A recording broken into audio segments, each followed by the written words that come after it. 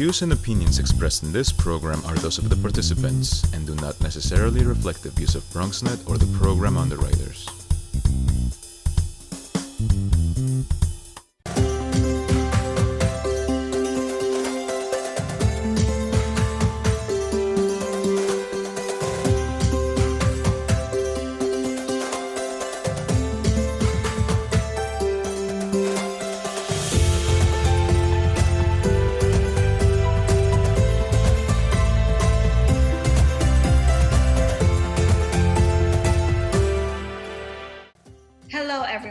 Welcome to another episode of Meetings of the Minds in partnership with BronxNet TV. As you know, June is when the New York City Hispanic Chamber of Commerce hosts its biggest networking event of the year. This event is done in partnership with the 116th Street Festival. And this year we celebrate our 35th anniversary. Our kickoff event is also in partnership with Sofrito Magazine, who hosts our food tasting station. These segments are specifically to highlight our restaurant owners, yes, owners and CEOs who take the time out to be with us and give back to our community. Since we cannot meet in person for obvious reasons, it was important for us to still honor and say thank you to them by speaking with them and find out ways how we can support them. Yes, how we can become official customers, because it is going to be our responsibility to make sure they survive during COVID-19. With me today is the co-owner of Havana Cafe, Kevin Alicea. Hey, Kevin, how are you, my friend? Everyone's good, thank God. Thanks for asking. No, you got it, man. Absolutely. Kevin, first of all, thank you so much for your support during the kickoff events and so much more. You are one of the first persons to always say, yes, we're there as the New York City Hispanic Chamber of Commerce. So it was really important for us to have this conversation. Can you tell us a little bit about Havana Cafe and how the business is going? Sure. Havana Cafe, we've been here since 2010.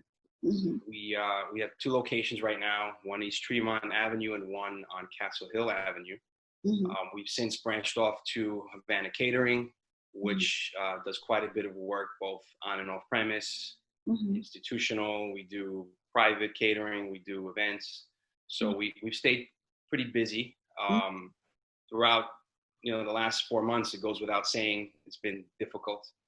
I'd have to say, the first 2 weeks was in full crisis mode, trying to figure things out and getting daily updates on the situation and, how it was going to affect us in a number of ways. So, so far, we've managed to level off. Okay. All right. And, we're here, and now we're kind of looking forward to kind of getting our feet back into the fray. All right. You mentioned, you're leveling off right now. What does that mean? That are you working off of SBAs or PPPs? Tell us a little bit about that. Well, I think the answer is a little bit of everything.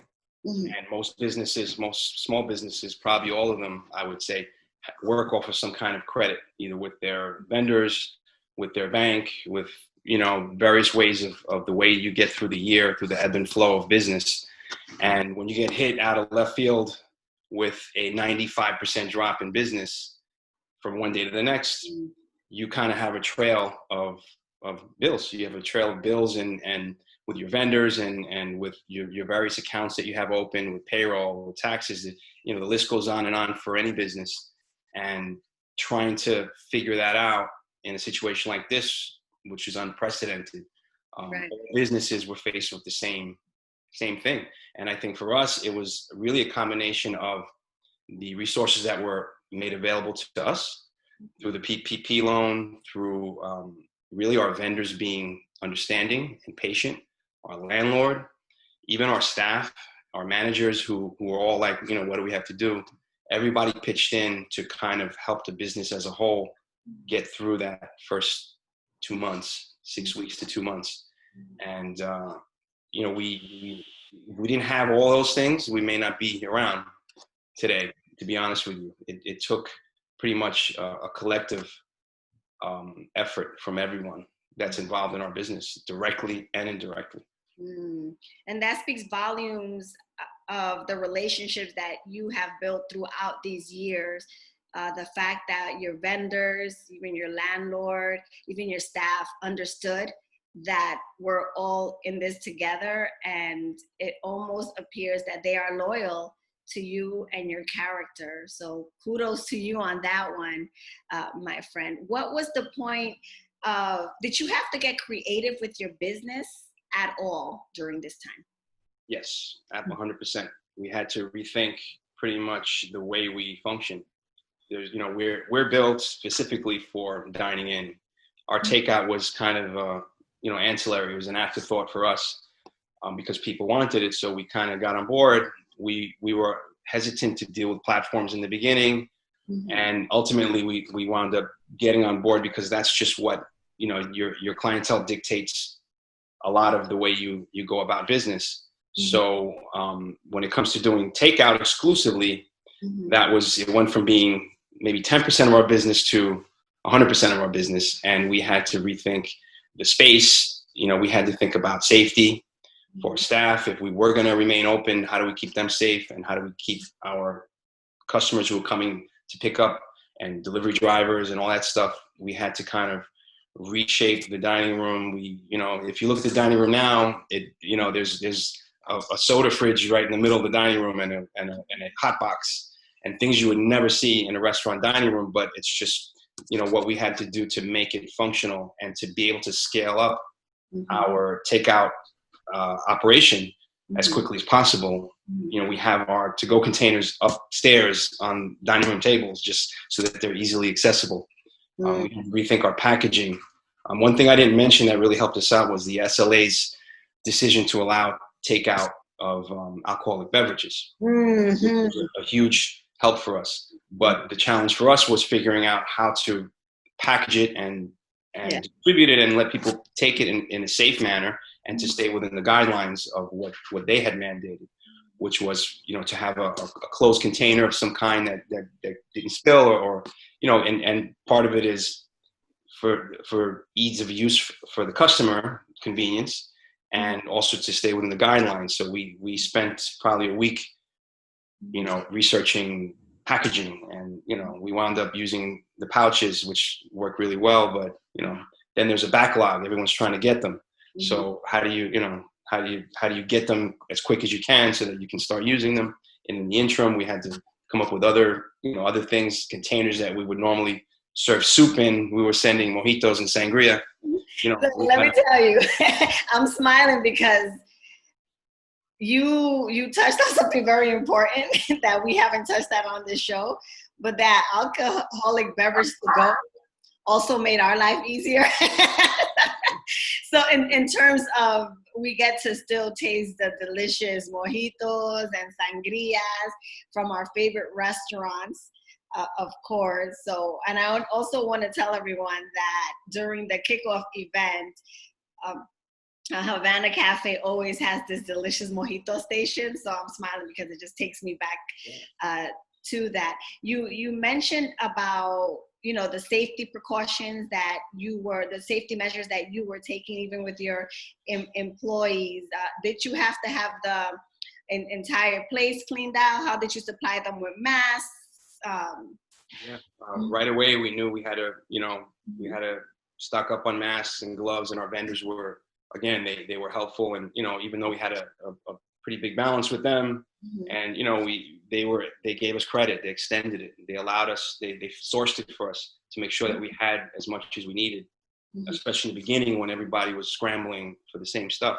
We were able to get it and provide it to them. The other part of it was kind of getting used to the idea of not allowing people to come in to the space, which is tough for us because we're used to loving having all our customers and clientele and our friends coming into the restaurant. So having to block that off was difficult. It took to get used to.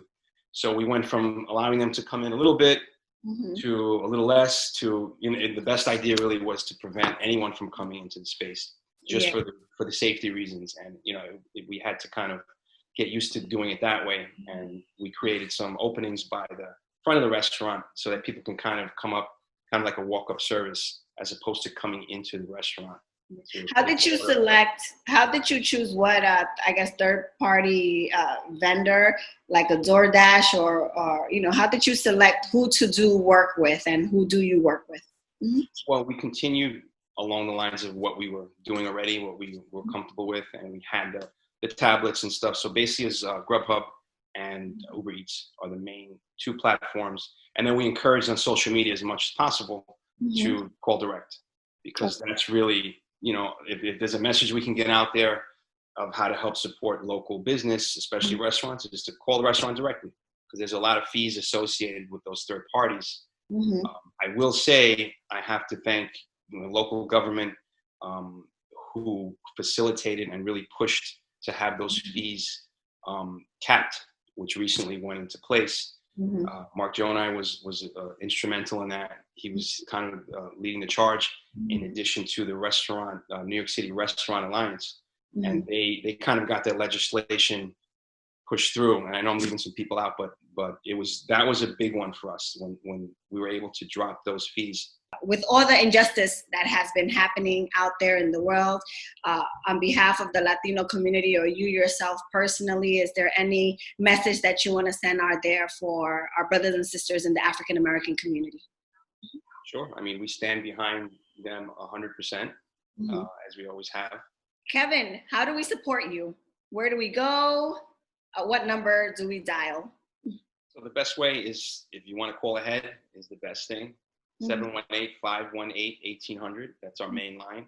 You can place your order and it'll be ready when you come and pick it up. If you want to get out of the house and just come down and make your order in person, by all means, we just ask that everyone wear a face covering. And you can come right up to the front door. There's a table there where our staff is there ready to take orders.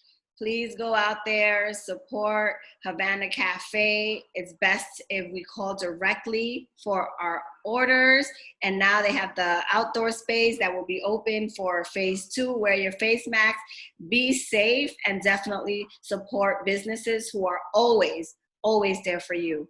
Thank you so much, Kevin, for being with us. I look forward to you will see me to get my sangria and to get my mojito. Yes, both of them at the same time.